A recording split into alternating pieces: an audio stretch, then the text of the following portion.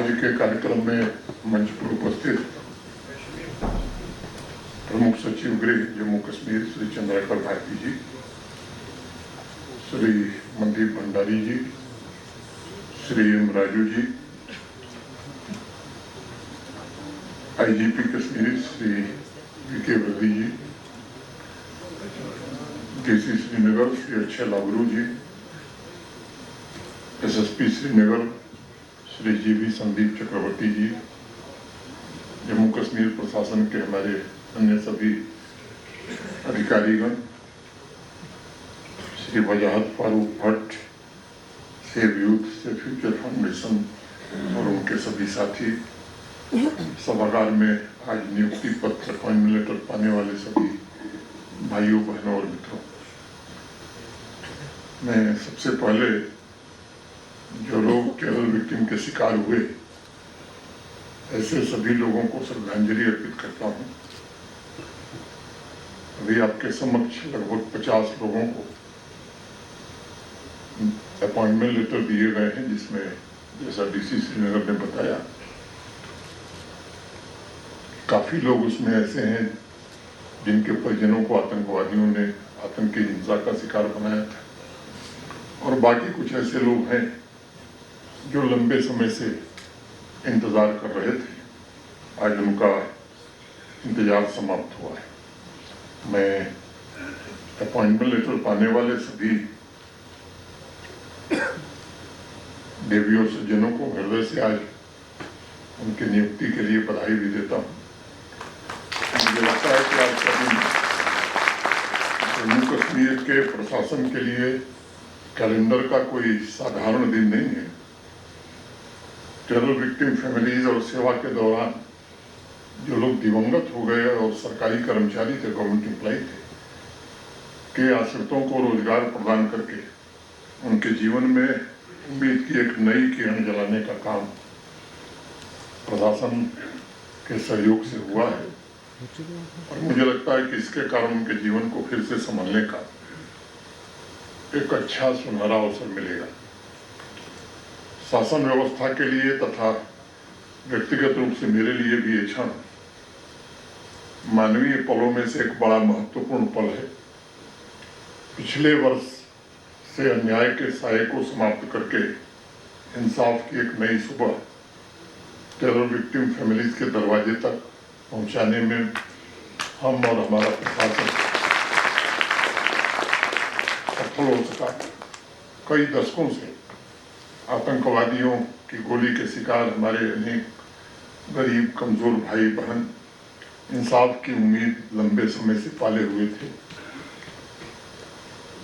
पिछले वर्ष बारामूला से जो अभियान प्रारंभ हुआ उसने सैकड़ों परिवारों को सहायता दी है, साहस प्रदान किया है और अनेक लोगों में एक नया आत्मविश्वास भी पैदा किया है। अब तक 400 से ज्यादा टेरर विक्टिम फैमिलीज को अपॉइंटमेंट लेटर दिए जा चुके हैं। संभागों में ऐसे परिवारों की पहचान जारी है। कभी कभी कई लोगों को लगता है कि 1 साल होने जा रहा है, लगभग 10 महीना 400 ही क्यों मिला। ऐसे भी अनेक लोग इस कोशिश में लगे हुए हैं कि किसी तरह उन्हें भी उसी श्रेणी में मान लिया जाए। मैं आभारी हूँ प्रमुख सचिव गृह का, जिन्होंने बहुत ही एक ट्रांसपेरेंट सिस्टम बनाया हुआ है, जिसके कारण और हमारे जिले स्तर पर भी डीसी एसएसपी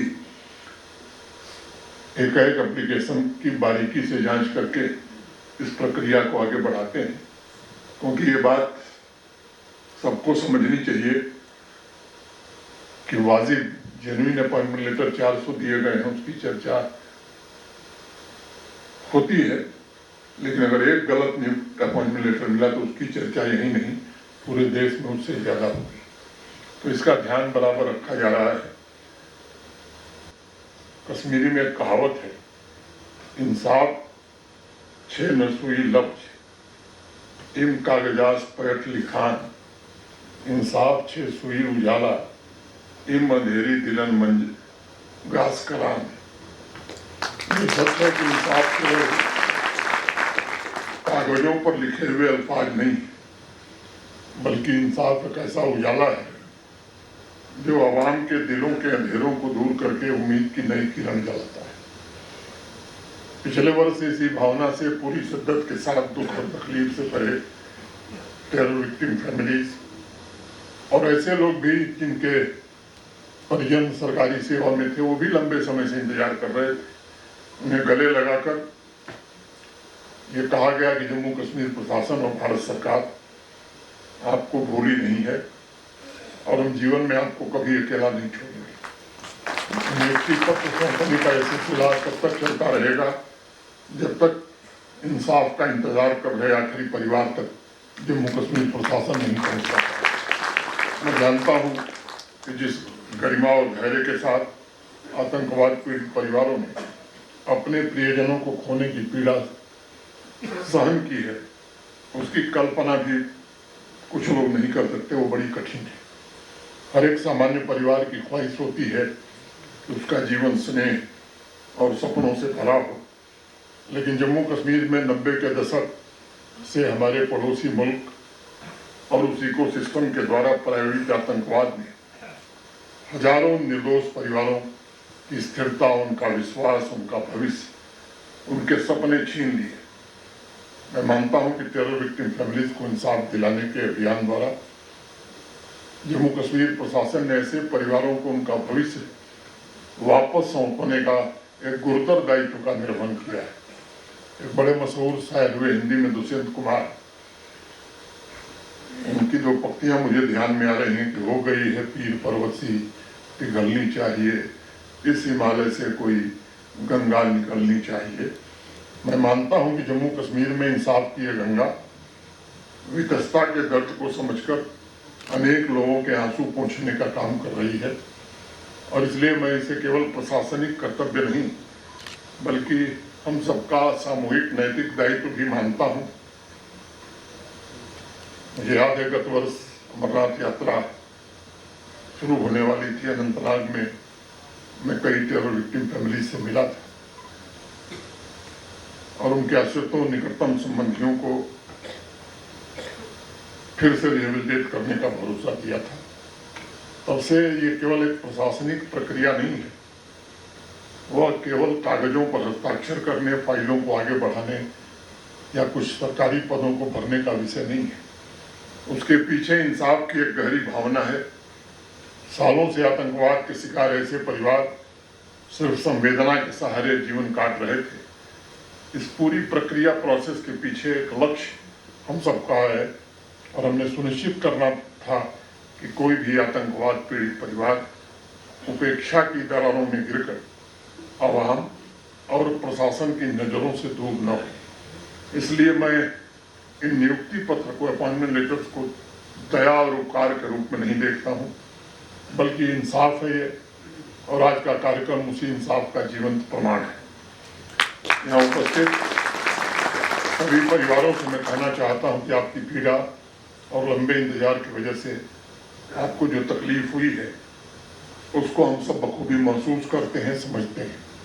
और मैं आपको भरोसा देता हूँ कि आतंकवाद के जिस इकोसिस्टम में आपको कभी न भरने वाले जख्म दिए हैं, उन्हें भी जम्मू कश्मीर पुलिस और सिक्योरिटी फोर्सेस और पूरा प्रशासन हमारा ऐसा दंड देने में लगा हुआ है कि उनकी आने वाली नस्लें भी सदैव याद रखेंगी। मैं कई अवसरों पर इस बात को कहा हूँ कि जिन आतंकवाद पीड़ित परिवारों की जमीन या घर पर कब्जा किया गया है, उसे भी मुक्त कराना ये प्रशासन की जिम्मेदारी है। और मैं प्रमुख सचिव गृह से निवेदन करूंगा कि आपने जो वेबसाइट लॉन्च की है उस पर जो इस तरह के मामले हैं, एक बार उनका रिव्यू होना चाहिए।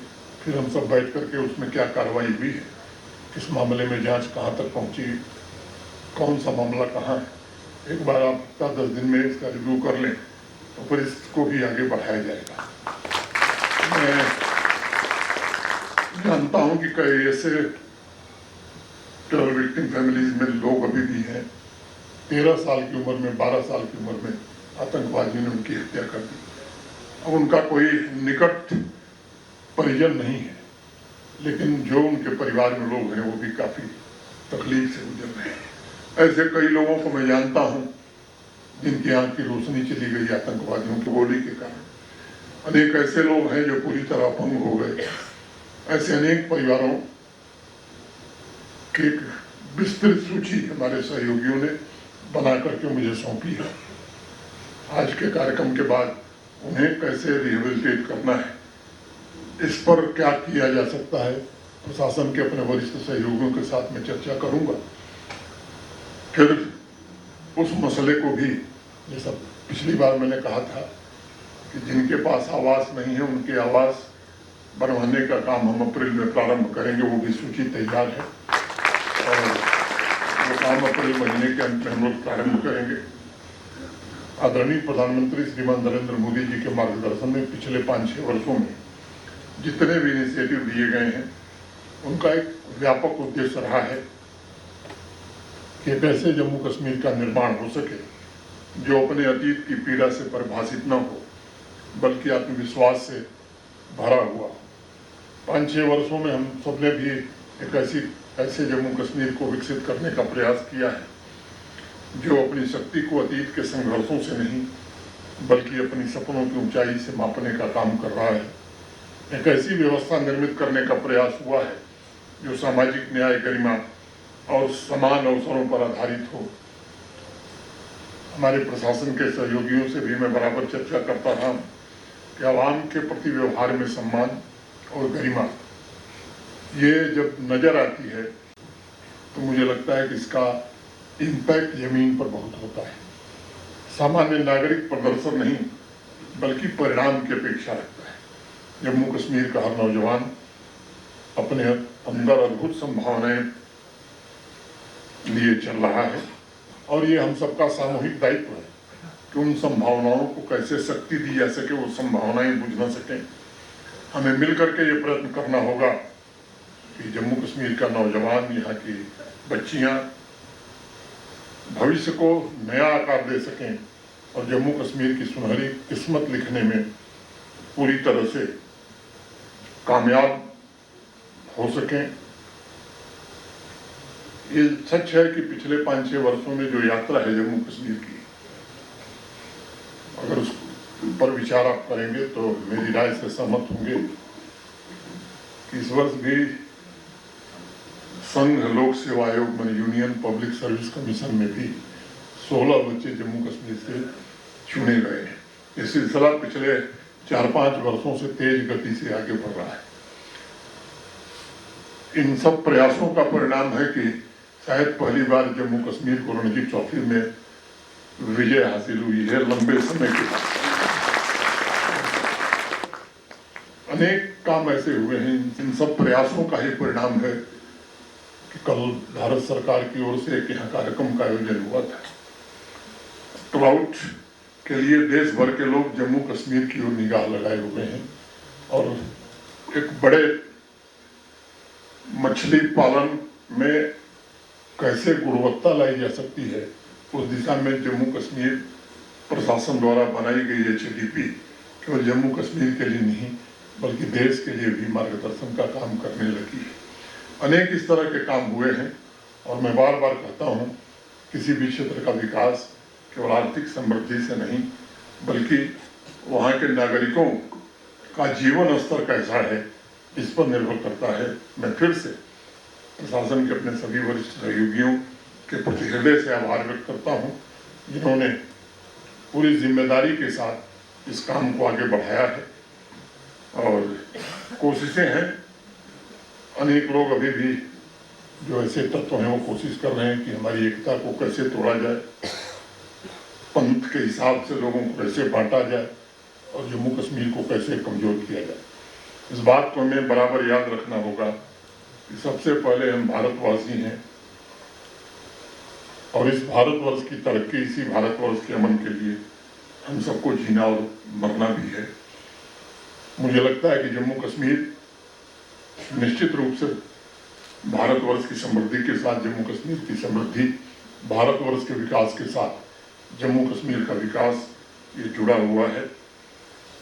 मैं सभी अपने प्रशासन के सहयोगियों से जरूर ये आग्रह करूंगा कि हम सबको मिलकर के सुनिश्चित करना है कि जम्मू कश्मीर का हर परिवार, आवाम सरकार की संस्थाओं पर पूरा भरोसा करें और इस भरोसे को हम और कैसे मजबूत कर सकते हैं। माननीय प्रधानमंत्री जी का जो मूल मंत्र है, जीरो टॉलरेंस टू टेररिज्म, उस पर चलते हुए आतंकवाद के खिलाफ भी निर्णायक, सख्त और त्वरित कार्रवाई जारी रहेगी।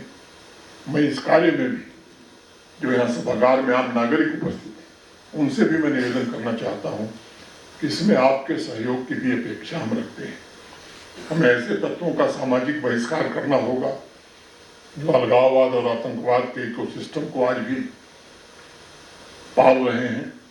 ऐसे तत्वों को मुंहतोड़ जवाब देने का काम पुलिस, सिक्योरिटी फोर्सेस, सेना कर रही है, लेकिन उनके सपने कभी न पूरा हो सके, इसके लिए मैं आवाम से भी निवेदन करूंगा कि आपको भी ऐसे लोगों को पहचानना, उनका सामाजिक बहिष्कार करना और प्रशासन की मदद करना, ये आपकी भी नैतिक जिम्मेदारी है। अंत में अपनी बात पूरी करने से पहले मैं कहना चाहता हूँ कि जिन परिवारों को आज अपॉइंटमेंट लेटर प्राप्त हुए हैं, उनके लिए एक नई जीवन की यात्रा आज प्रारंभ हुई है।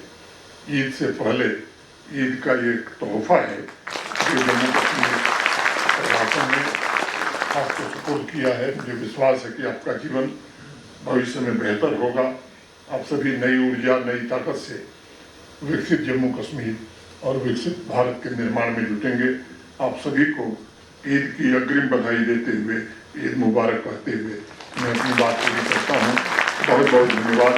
जय हिंद, जय भारत।